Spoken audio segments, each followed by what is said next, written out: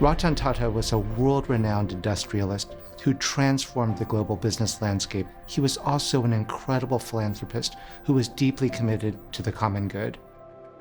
He emphasized things like ethical practice, quality, persistence. He had a strong sense of right and wrong. Actually, he had many talents which never come out. It's always about his work or philanthropy. He was a great artist meaning sketching, because he was an architect at the end of it all. And he loved music. Great jazz fan. He played the piano for us and he had a harmonica. He was a multifaceted character. Mr. Tata was a wonderful, sweet man. You felt it the very first time that you met him. He never proposed anything, said anything, which even will remotely, for a moment, can strike as being unfair to the other person. He believed that the more you connected people and the better that people understood different cultures, a better world we would have. He was the ultimate translator of different points of view. Ratan was the premier business person of his age, the most talented, the most thoughtful. He thought about equity. He thought about human beings. He thought about impact. He thought long term. He felt the injustice done to the population of India in terms of income distribution could only be solved if India became a competitive worldwide force in the industrial and electronic world. For the Tata Group, he led the business. He bought some good global businesses at a time. It was unheard of for an Indian company to go overseas.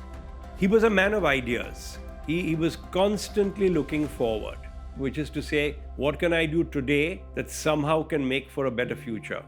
As a trustee of USC for so many years, he connected us with so many parts of India. He held USC in very high esteem. He was delighted to be asked to serve on the board. He learned a lot about the cutting-edge research advances at USC, and he thought there were synergies with India. In February of 2011, I led a delegation of trustees, deans, and some faculty to India. For the whole trip, Mr. Tata was the host. We had a series of meetings with several different cabinet ministers. The highlight of the visit was when he took me to have a meeting with the Prime Minister of India, Manmohan Singh. He believed in building institutions for the future and institutions that would last. And I think he believed that USC had the opportunity to be one of those institutions that would endure. He would fly in from India and was a very active participant in our strategic retreats. And his unique perspective was something that was very valued around the board table. He had this great empathy for people and vision. He was full of ideas. What next Tata Trust should do, what he could do in the field of philanthropy, which is the new cause he can support. He was a firm believer in the wellness of humanity. He kept on telling me, we need to go bigger, we need to think bigger, we need to spend large amounts of money in areas where they can make an impact to the lives of ordinary people in a fast-changing and modern world. He believed very strongly in, for India to develop, we must be an educated nation. We must be a healthy nation. We must have good nutrition. We must make technological advances.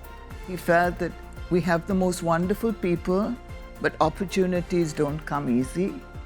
And if they were given the opportunities, nothing could stop us. He cared deeply. The fact that his legacy will be both in the business community and in the philanthropic community is really important. Ratan was never driven by money. It was a byproduct for philanthropy, and I admired him for it greatly. He tried hard for his ideals, and I think all in all, he did leave the world a better place.